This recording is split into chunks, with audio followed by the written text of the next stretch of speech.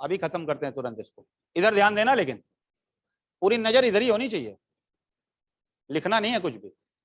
8 नाविकों वाली एक नाव में उसके नाविकों के औसत भार में 1.5 किलोग्राम की वृद्धि। देखो 8 लोगों में 1.5 की वृद्धि हुई, हर एक में 1.5 बटा, तो 12 नहीं पड़ा, 8 का 1.5 गुना 12, क्योंकि 60 किलोग्राम वाले नाविक के स्थान पर एक नया आ गया, तो जो नया आया वो इससे 12 ज्यादा है, तो 72 है। बोलो समझ में आया कि नहीं है? समझ गए ना, ज्यादा लिखना नहीं है, ठीक है।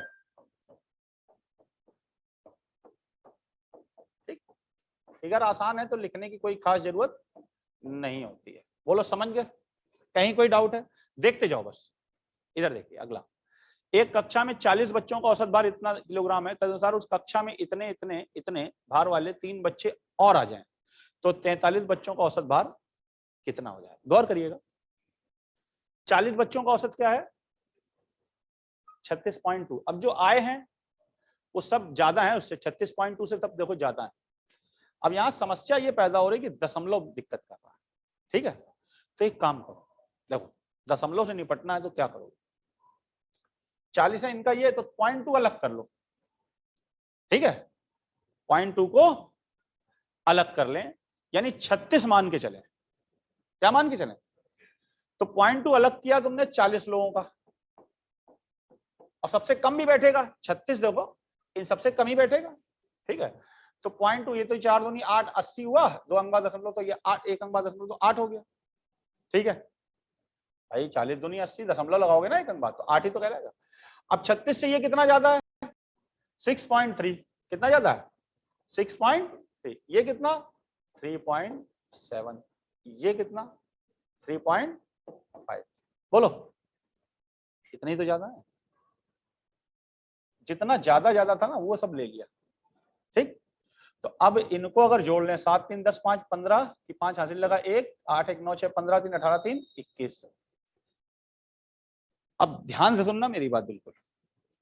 40 लोगों से हमने 0.22 ले लिया, तो उन 40 के बाद भी 36 36 बचा, और ये तीनों जो हैं इनके पास से भी जो 36 से फालतू था वो ले लिया। तो अब ये 43 लोग जितने भी हैं, 40 + 3, उन सबके पास 36 36 36 36 ही बचा, और हमारे पास ये आ गया। अब इसको हम 43 लोगों में बराबर ऊपर बांटे, तो देखो 5 3 15, 5 लगा 1, 5 6 20 1 21, तो 5 बार कटेगा और दशमलव भी तो लगेगा, ठीक है। तो 0.55 बटेगा, ठीक है। तो अब 36 तो वही था और 0.5 और जुड़ेगा, तो 36 दशमलव। इस कैलकुलेशन को ऐसे आप कम कर सकते हैं। समझ में आया कि नहीं है? बिल्कुल क्लियर हो गया ना?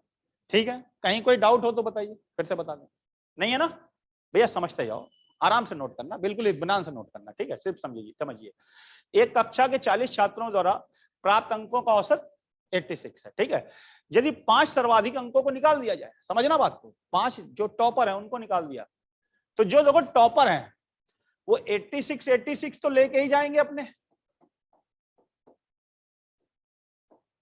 और बाकी जब निकाला तो औसत 1 अंक कम हो गया, तो देखो इनमें से 5 निकल गए तो 35 बचे, तो ये अपना तो ले ही गए 88 88 86 86, और इन 35 लोगों में भी एक एक कम कर गए, तो 35 इधर से ले गए।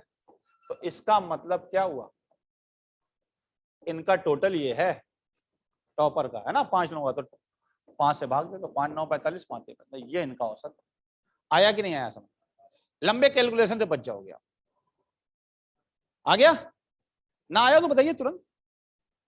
सबको आ गया ना? ठीक।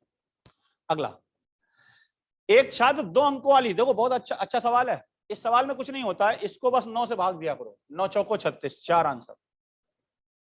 लेकिन इस सवाल को चलो जब तक नोट कर लो आप, आई कार्ड चेक हो जाए जब तक।